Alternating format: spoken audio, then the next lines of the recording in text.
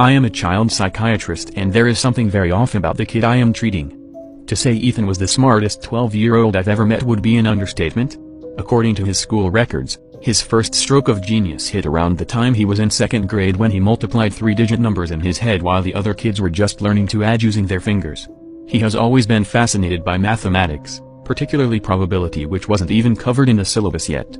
His teacher immediately requested Ethan's parents to consider him skipping a few grades, maybe even take a few tests to see if he was a genius. The Jones were against that idea completely. They just thought it would be too much work in their already hectic life. However, the absolute lack of attention or love from Ethan's parents isn't the reason why he is in my office every day at 4 p.m. sharply. Frankly, I don't think that bothers him. He's not all too popular in school either, considering no kid wants to be friends with a know-it-all that could predict the outcome of Monopoly with the help of some probability. That's not what we're addressing here either.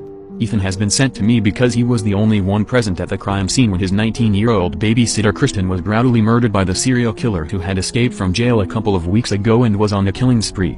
Well, he wasn't exactly a witness because while Kristen's head was being badgered with a hammer, Ethan was too busy counting the tiles on the bathroom floor. It was unfortunate really, but fate would have it that Kristen met the pattern of this rogue killer's previous victims. The Jones returned home to a bloody corpse in the middle of their living room, and their young boy seated on a chair in the dining hall, playing on his iPad. It was Mrs. Jones that believed her son required a psychiatrist given God knows what he might have witnessed that evening. She wanted to ensure if he was still normal. My sessions with Ethan haven't really been all that fruitful. I tried to keep the conversation going many times, but all I'd get in return were a few shrugs and maybe a half-hearted yay now and then. Today, however, I decided to dive right in and talk about that gruesome evening.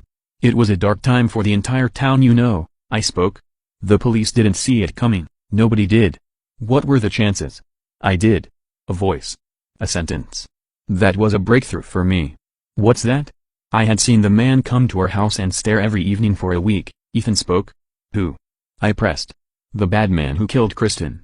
I would see him from the bedroom window. I knew the police were looking. I saw the news and I knew he was going to do something bad. I also knew he would have done it on a Tuesday or a Wednesday because that's when Mom and Dad don't come home for a long time. Ethan continued. The chances were 2 out of 7. I felt a chill go down my spine. It was peculiar to see a child talk about such an event with not even a hint of remorse. Why, I began, why didn't you say anything? You could have saved her life. Kristen never liked when I spoke about math, she called it weird, Ethan replied. Besides, I wanted to see if I was right.